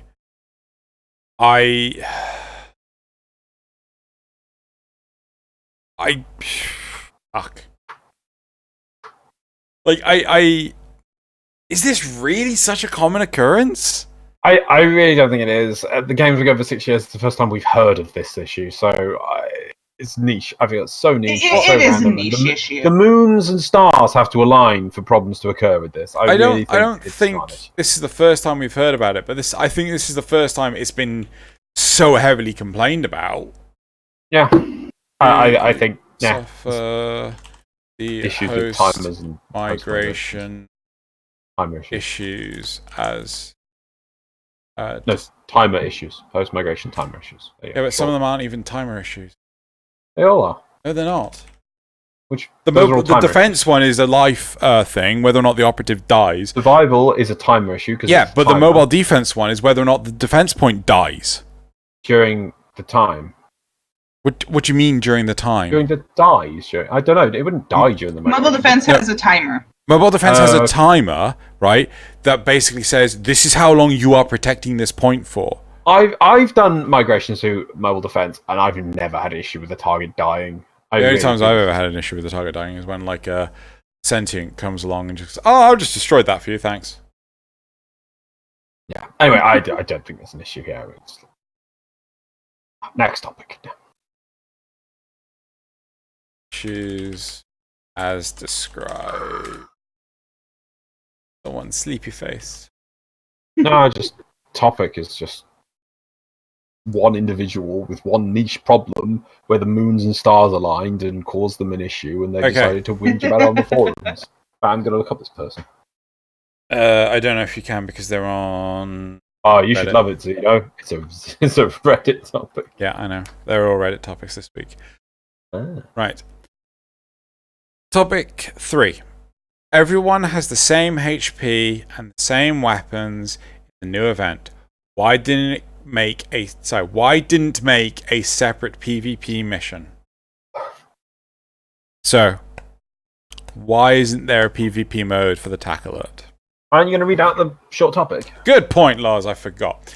I know. Well, basically, I thought it was the whole thing. I know a lot of people don't like PvP in Warframe, but an event full of super soakers would be fun, as it's already very evened out. Okay. What's with the same life and the same damage? It would bring some diversity to give Conclave players a good event to jump in on. Yeah. Give them the rewards they've got for the highest tier, and then you get, because seeing as like how well you're in the mission doesn't really make a difference, but then you could just chuck in a few Conclave points based on how well you do, and people go, oh, well, where can I spend these points? Oh, I can level up. Oh, this is interesting. Where do I get these points after the event finishes? I think that this is a sensible idea, and this is the kind of thing that the game mode needed. So obviously, yeah, the AI is not great. It's just simple shooting. Giving people an option to actually go and shoot other people, that'd been fun. Yeah, I'm totally behind this. What did the losers get? Less points. Less points. Yeah, what you do is you set the amount. Obviously, the normal version versus the AI is X time, I think 5 minutes or whatever, and then you get 60 pearls. So the PvP version, same amount of time, same amount of pearls, so it's not as efficient, but then you go get some Conclave points based on how well you do. So at least then you could go like, the winners get more Conclave points, and they'll be like, oh, cool, look, we got some Conclave points, we can spend this. It gives people an alternative option that's still the same amount and efficiency for pearls, so people won't be like, I don't want to have to play PvP to get my pearls. You can go do exactly the same thing in the PvE one, and it's just as easy, and you'll get the same amount of pearls. So the losers and winners of the PvP thing, same amount of pearls, and it'd just be Conclave points as an alternative. Job done. That'd be good. All I could think is, they make a suggestion, but are they really going to play it? I would. I mean, sure, you would, but I tell you, I might not. I already don't play Conclave enough as is, and I only play when other friends are queued up. So I'm completely indifferent to whether or not a Conclave mode of this type gets added, because I know it probably won't amount to much. It would just be fun, and I don't think it would have to take. I don't think it would take a great amount. Since DD's done things like this in the past, the map's already made, the assets already made. I don't think it would make that much difference to add this in. What do you mean done things like this in the past? They had the Valentine's Day one, and the Quick Steal one. Okay, fine. Quick Steal one and the Optical one. There was an Optical one? Yeah, one-shot opticals. Oh, okay. One shot, one kill. Every optical would insta-kill, and everyone just had opticals, and that was it. It was hilarious. I don't know why they didn't bring them back. They just stopped doing them. I don't know why they didn't put them in as a rotating game mode. The Valentine's Day one came back. Did that one? That's good. Yeah. To be honest, I'm like, yeah, make it a PvP event as well. But at the same time, I'm just like, I just don't think anyone's going to play it because it's easier to do the PvE one. You say that, it would actually be easier to do the PvP one because you could just AFK. You can also AFK for the PvE one. Yeah. You could, but if everyone AFK'd, you'd lose.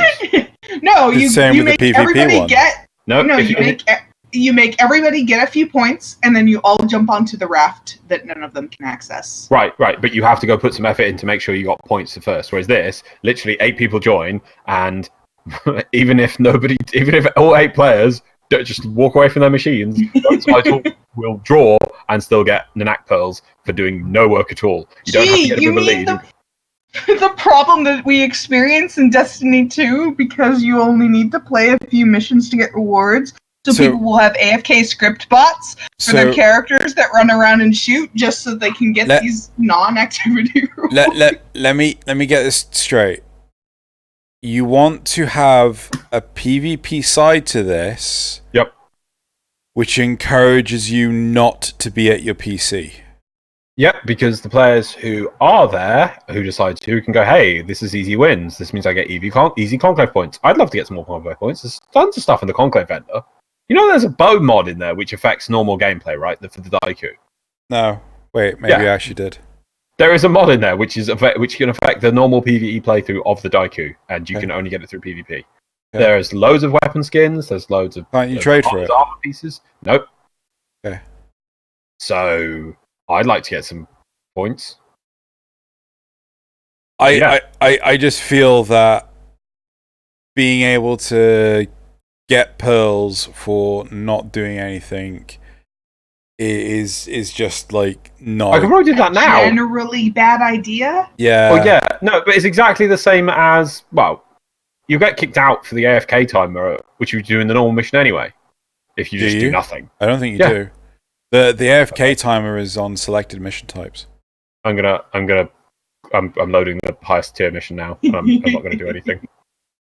Should we see if I get any rewards? Yeah, go for it. Right, I'm going to minimize the game now. Yeah, I thought make sure I don't toggle anything. So I'm pretty sure you're going to have like a lot of expletive messages and probably some reporting going on there. Don't worry, I'll minimize the game. It's all for science. This is for science, everyone. Poor people that Loz has joined with. Poor people, yes. Who have I joined with? Imatigadum, Fireboys247, and Xeno. I'm very sorry. I'm going AFK. Are you even going to sit in front of the... so you're out in the open, or are you going to go stand on the raft? I'm not moving. Okay. I've literally, in fact, I've alt-tabbed onto Final Fantasy 14 just so the game doesn't think that I'm playing Warframe. So I can't click or anything to not affect my AFK timer. Yep. Okay. So, yep, my character is dead. I can see it through the alt-tab. There we go. Right, so I'm just going to keep playing this. Yeah. All right, let's see if I get anything. Oh, somebody's staring at my screen. Oh, he's jumped off. Right. Okay, anyway. So, yeah, I'd like a PvP version. I think it would be a simple addition to the game, and it could be cool. Though, if we don't get one, I'm not going to cry about it. So I just think it would be an easy peasy thing for them to add. Yeah, I think my concern is with something like this, it will really highlight the issues with the netcode. Yep. What? Why? What do you mean, why? You know that PvP is the thing in the game, right? Yeah, you know PvP has huge netcode issues, right? Yes. Yeah, but it won't be anything more than Conclave as it is, or any of the other special events. It'll be exactly the same. It's not like, oh yeah, now we're shooting water guns. We'll clearly see the errors in the netcode. Yeah, no, it's got travel time. Oh, because no other gun in the game, like bows, which I just already pointed out. How many people use bows in Conclave? That's, yeah. Everyone use hit scan weapons in Conclave. Whenever we have done PvP, I have not once thought to myself, hey, let's handicap myself and take a fucking travel time weapon.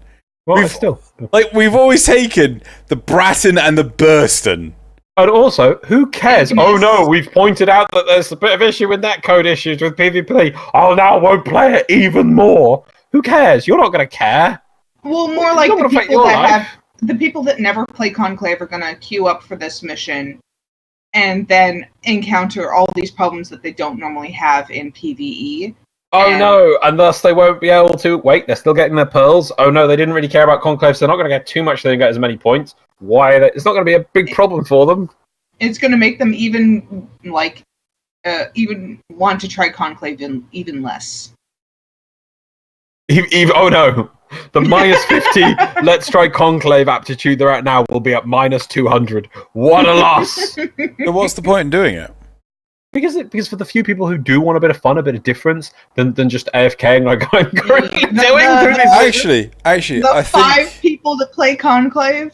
One thing I'd love to know is how much effort is it to go from this PvE mode to PvP. My thought would be, it would just like, yeah, there you go, 8 players, no bots, right? But I don't know. Yeah, I honestly don't know what the other things that they would have to change about the to make it conclave ready. Maybe there is, but I would err on the side of probably not that much, because small PvP-esque events is something they have done multiple times in the past. This is a map that's already been produced. Maybe there's some map issue that toggling onto it, but I sincerely doubt it. And it probably, if it would be a lot of work for them to do, yeah, fine. If it's not a lot for them to do, then give it a go.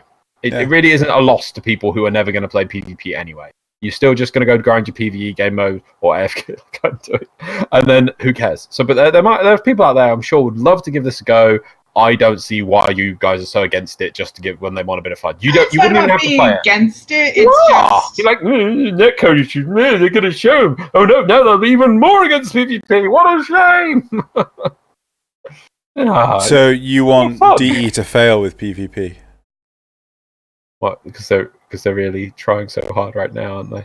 Yeah. In fact, the fun little events are probably one of the few things that everyone used to at least give a go, like the Blade and Steel event or whatever it was, and the Valentine's Day. Not even then. There's so many people that I know that the Quick Steel event you're talking about, they don't even know. Was it 2016 Christmas, the Conclave events where people were complaining constantly about how they had to do all this conclave in order to get these skins and glyphs? People were just like, why are you making me play conclave for this? I don't even remember. I can imagine them saying that though, but yeah, because people always complain about these things. I think it's not the issue. Should we go to replies? Yes. 10 out of 10 do want in PvP, as do about 20 plus people from the Conclave Discord at least. Actually, they've organised. Oh no, 20 people! Oh god, 20 plus people. Right? Could you actually check? Your game should be over by now. No, it's still going. Is it? Oh! Victory! We've achieved victory. Yeah. I died 4 times, and it's just loading back in the set. Fireboy 247, 4 kills, well done. Progress and rewards. I got my pearls.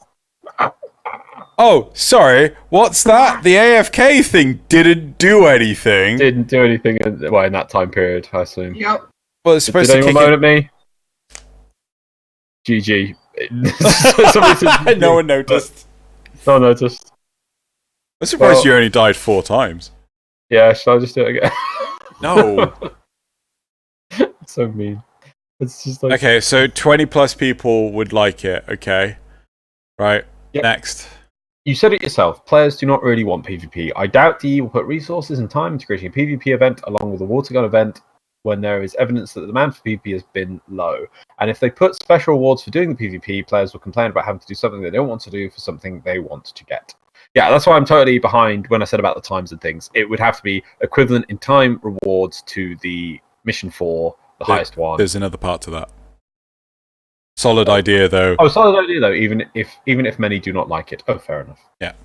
That's why I'm thinking, like, there would be I would say, no additional reward. I can completely understand people that say they don't like Conclave, they don't like PvP and Warframe. Completely understand. Don't give people a reason, like, oh, you have to do it this way because it's got some reward, it's the most efficient way. Just make it equal to the Mission 4 PvP mode. PvE mode. Job done. It's literally no benefit, it's just what you want to experience differently. I think that would be the fairest way of doing it. If that was the case, then surely you would get 15 Anak pearls even if you won or lost. Yes. It's just you doing the thing. Yes. But you said earlier that the winner would get more.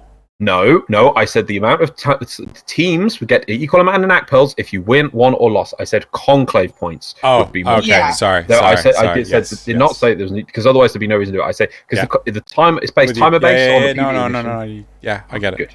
You're right. Because that just sounds mean, really. Like, why would people do it? It's like, oh, I could join in this conclave, and like you say, and the host will just beat me, or I could do PvE and just AFK. Anyway, I would play this in PvP. Actually, I want to play this in PvP mode. And the last one is, demand for good PvP is actually really high for Warframe, and it also already has some of the objectively best PvP out of any game I know of. It's just that Warframe has a very loud and entitled PvE base that downvotes posts like this into hell, so DE never sees them. Optimistic individual. You're on Reddit, not on the Warframe forums. It's very big, yeah, exactly. So if you're on the Warframe forums, downvoting isn't a problem. Yeah. Reddit. And B, I'm sorry, there is not a huge demand for PvP in Warframe. There really, really isn't. Like, there is not a huge demand to fix Arcwing, right? There are some very vocal individuals, but that's the thing. There are very far and few between people that want to see PvP and Arcwing and even Trials, right? There are more people saying they want Trials back than expansion on Arcwing or PvP. Yeah. Yep. So, right, I think the question for this one is, would you play a PvP mode over a PvE mode of this event? Because I think everyone would play the PvP, but not necessarily keep playing it. Yeah, well, I don't know. It'd be interesting if you just put, would you try a PvP mode this event? I think some people. Let's do both. Let's do both questions. Okay, you got spare one. Right, yeah, fine. Yeah, would you try a PvP mode of event? So I'll ask that question. Leave that up for 30 seconds. And then we shall ask the next question.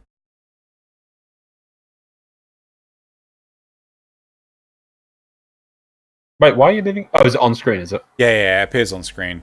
Then it swaps over. I mean, if you want, I could swap it out early. Lots is like, well. Yeah.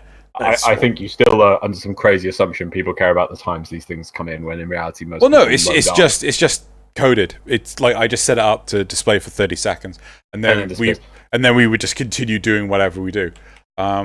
Would you play a PvP version over PvE of the event? And hit the button again. Give it a little moment. So, like, out of interest, are you guys after any, like, one particular reward, or are you after everything? I'm going to pick up the capture tile just because why not? I'm not sure if I might pick up one fluff, but the weird balls, only because I want to rip the model and then complain about it. You know that they actually have physics in the Lisette. Yeah, probably. I don't really care about it being. I just want to rip it and be like, this is the problem with it. Because I have to get floofs and then burn them. I've noticed Armaina has her microphone muted. Indeed. Yeah, hi. Hi. So, like, yeah. Any rewards you're going to go for in particular? I want that Captura scene. Cool. I have already got my color palette. I want the Captura scene, and those are the big things I want from it. Yeah, I'm probably going to get one of the mods that I actually don't have from Kela. Yeah, I think I don't have all the mods either, but I'll probably pick up. There's also the Glyph and the Emblem, whatever. I'll probably pick them up just because why not? But I won't probably get a full set of floofs. Oh, I've got to get all the floofs. Cool. Right. Should we go on to the memes? Yeah, sure, why not? I don't see why not. Right. First one, Loz? Right. Oh my god! The first one is called Synthesis. And if people don't know, these are memes from the Meme Frame Reddit, which is a great place if you want a quick joke anytime. Just check it out. So it's r/meme frame. Meme frame. What's that back? I never. Slash. It's slash. Anyway, nobody. Stavlon Samaras, when you enter his room in the relay. I've never actually considered that you could touch eyes before until I saw this. I was like, oh. No, I'll be honest, I think this is just photoshopped. Could be, yeah.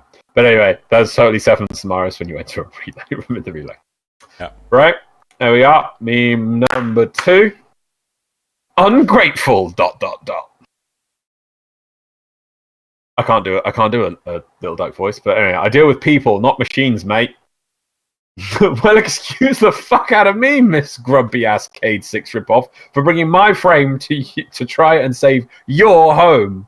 How in the world is she a Cade 6 ripoff, though? Yeah. I'd She's also snarky. She's not even really that snarky. Yeah, but the thing is, like, Cade isn't particularly snarky. He's more like... He's campy. Yeah, or what you call it, sarcastic and shit like that. I mean, like, she's just a cockney bitch. Well, I think the meme would have been mean if it was, well, excuse me, Miss Cockney bitch. It would be a bit meaner, I think. Yeah, anyway. So, meme number 3, which is, I was told to update it here, so here it is. Nobody, Cetus. Have we not had this before? No, because I saw this and went, is that actual meat? Oh, wait, it's rock. Okay, so yeah, it's quartz. Wow, Yeah. no, I know I've seen this before. Maybe on Twitter or something. Yeah. Oh, yeah, this picture was going all around Twitter. Yeah. All right. Next meme number 4. Just another day with Frosty. We have some good air and a frost. It's like, well, we're not coming out. Me neither. Fine. Everyone's just sitting in their frost bubbles. They're like, no, you ain't coming out here. That's hilarious. I like that one. Meme number 5. It do be like that. When you brought just the master rank fodder and the lights start flickering. Yep. And then the depending last... on how... Sorry, Paul? Depending on... Oh, well, depending on where you are, then usually I just go to kid mode and just void blast them. That's the plan. Right, and then the last one of the week. Mr. Steal Your Meme here. Marvel. Infinity War is the most ambitious crossover event in history. Warframe. Okay, that's Seran, Kagura, Peach Beach Pass, and Warframe equals Dog Days. There you go. There was a few of the memes for the Dog Days event, and I thought that one was the best, so I went with that one. I think it was the other one that went, every anime has a beach episode, and now Warframe has its beach episode. Yep. There we go. Cool. Right. That is it. Be down for the community shoutouts now? Before you go, would you guys... So, the thing gets me... sorry, before you finish, because I just see it in the picture. The water gun. Would you like that as a skin for something? As a skin, sure. Maybe like the Ignis or something. Ignis, yeah, I think that would work. But I'd like to put it on the Glaxon, too. Because, see, unlike the things like the candy cane or the jingly bells, they're really out of context, but this would actually still fit in the context of the game. I mean, you could even just say it's acid water in there. Yeah, Well, if you change the energy color and you can change the water inside, then... One thing cool. I just want to add is I do love the additions of the inflatable rings, only to allow me to distinguish the difference between friend and foe. Yeah. Because I'm just like... That might be exactly why they were added, because they realized that the color kind of washed it out or made it bullshit. Yeah, it was so hard to tell. I'm like, wait a second, the rings! The rings! Anyway, moving on. So, you want to send Armaina the community shoutouts, Loz? Let me just get them. They are there. Like, no. Right, okay, ready? Yep.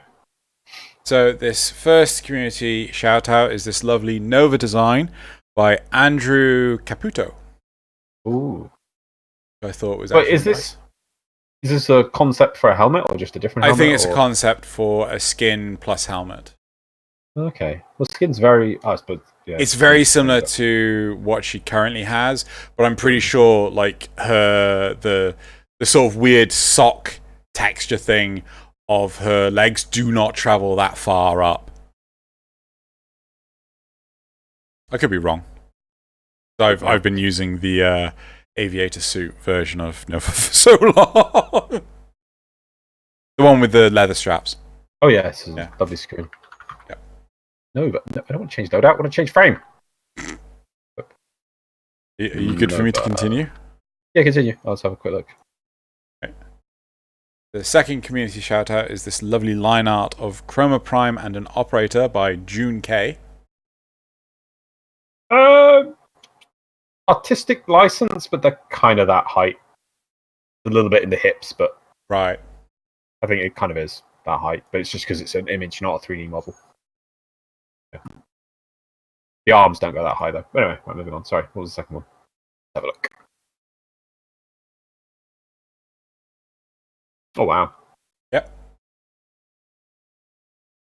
Moving on to the third community shoutout is this gorgeous Wukong Deluxe by Sylphix. Kind of. Oh, now we're getting times. Quick 40 minutes. I was like, oh yeah, let's rub it in.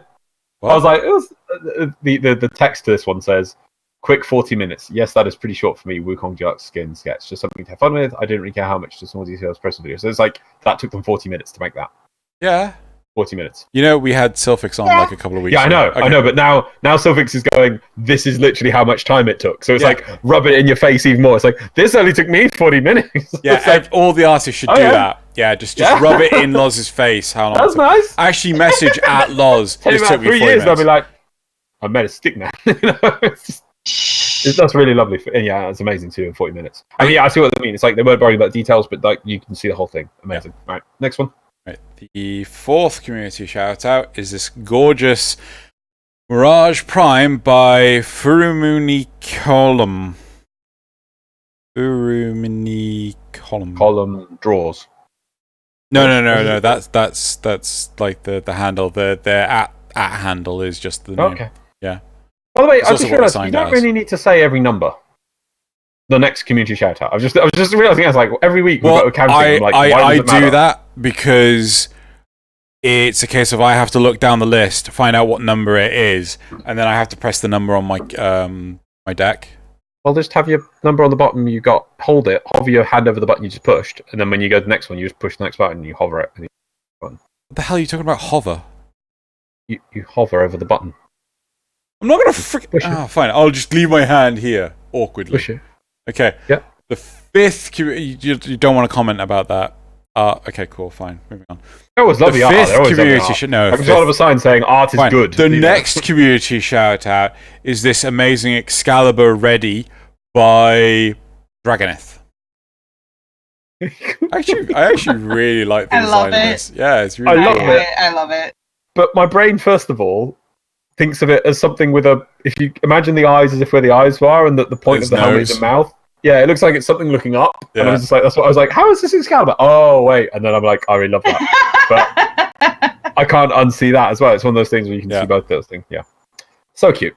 The next community shout out is this gorgeous pair of... We need more adjectives. You used gorgeous already. Splendid. Thank you. Go.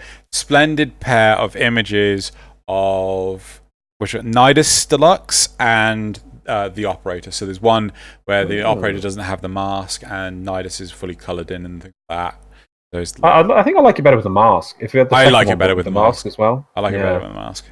Sort of faceless element to it. Yeah, it's nice. Yeah. Your boy. The next is your boy. Fantastic piece is me boy Tilragor by looking very stoic. And how does he look stoic with a mask on? He's poised. He's stoic. Poised. He's anyway, but not stoic. By Demi Stroro. Stroro. Again, another hard one to pronounce. Demi Stroro. You don't pronounce the T? I'm pretty sure it's like a T, like it's STS, like tsunami. Now there's a thing about that. It's not in the middle of words. It's only at the beginning of words. No, but I don't know. I've also, that's STU, not just ST. Sorry, TS even. It's TSU. Demitsoru? Yeah, it's hard to pronounce. Right. And this is where the problem occurs, because I can't remember what number we're on, and my finger's posed over like two of them. The next one is this amazing Warframe concept, Aragwin by Kevin Glynn. Now, this is a concept provided by someone, it's commissioned by someone else, but the actual drawing itself is done by Kevin Glynn and looks amazing. What's the theme, though? I don't know, whatever Aragwin. Well, I just... I assume it's... I mean, assume it's a mythical character. Okay, but I mean, maybe it's an artistic side of it, but I really don't feel the theme of it because you've got the separated floating head thing, which is really cool. So I thought maybe a headless horseman sort of vibe, but then the whole neck down thing has very much it sort of almost looks like Ballast, whatever you call it, with the golden fingers and things. Sort of, it's too shapely humanoid and not Warframe organic enough. And then with the sort of weird golden pant diaper thing, I was like, okay. And then you've got the floating red things which emanate from the thing. But I don't know. I just feel that I love the whole thing of the floating head. I think that looks amazing. But I would like to see that continue through. Maybe that it was left of the chest or something. I mean, they've done other things with arms and legs before. To me, when I was reading the description, I got the impression that the style of how it was constructed to look like Warframe wasn't necessarily a Warframe concept. Oh, I thought it was. I thought it was a concept commissioned by someone else. Oh, wait, so this isn't a Warframe, is it? I get it. Yeah, so original character done in a Warframe. Oh, it's a DeviantArt. That's good. Well, no comments added. Pace and go. Have I just completely missed this?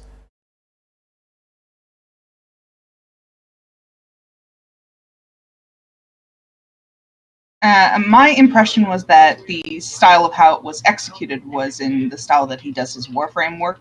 And that's what it was, but using a Warframe tag is misleading, but I don't think the character itself is supposed to be a Warframe. Right. Okay. Yeah.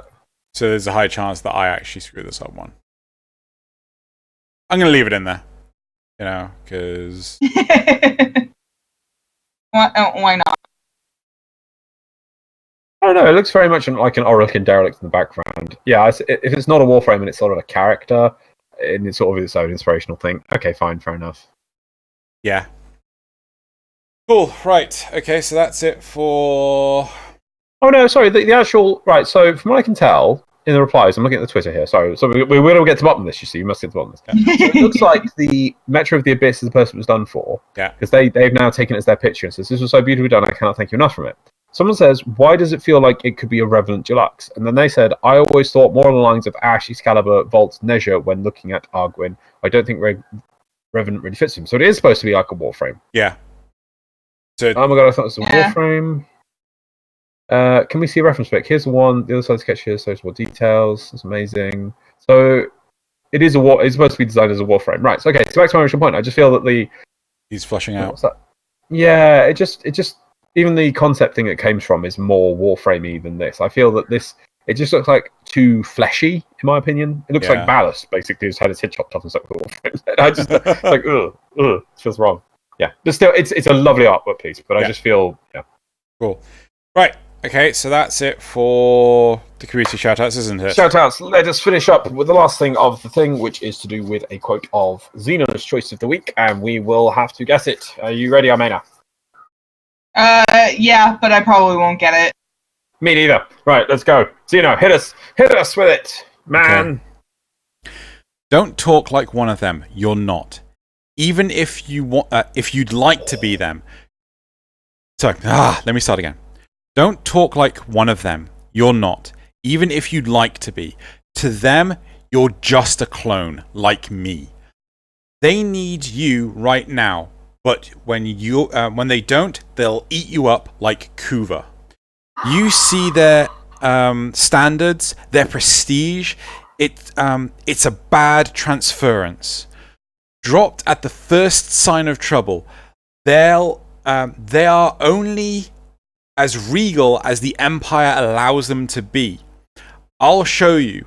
When the credits are down, these twin queens, they'll eat each other.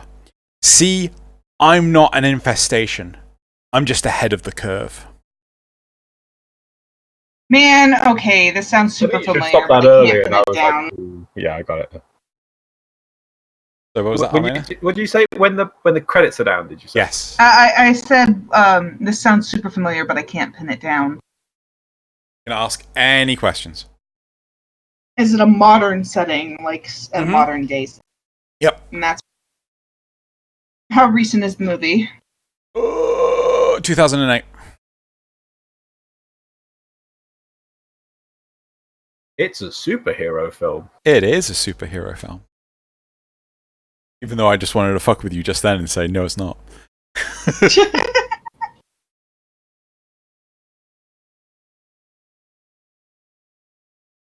If you want, I can give you the original quote.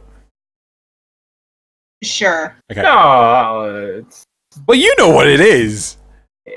Right? And it's on the tip of her tongue. Right, okay. Don't talk to me like one of them. You're not. Even if you like to be. To them, you're just a freak like me. They need you right now. But when they don't, they'll cast you out like a leper. You see their morals, their code, it's a bad joke. Dropped at the first sign of trouble. They're only as good as the world allows them to be. I'll show you.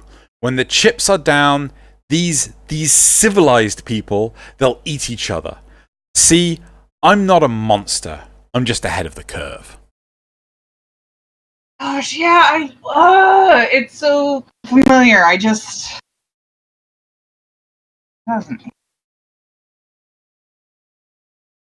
I'm just okay. Wait.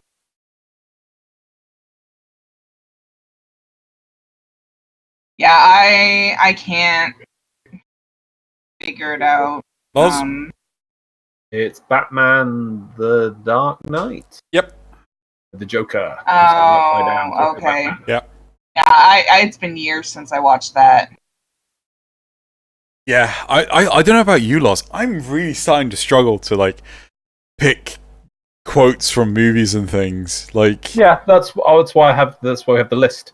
I think I did one from. You can go read the same movie as long as you don't in the past, as long as you don't see the same quote, and that way you've got the list you can search. Because yeah. I think it was one I did from Indiana Jones, and I basically went to the film thinking I hadn't done it, and actually made the same quote that was already in the list, and found it. It was like, oh, quick, big difference. No, I had done that as well, but I changed the words because there's more lore and everything that was implemented into the game that allowed me to make more sense and stuff.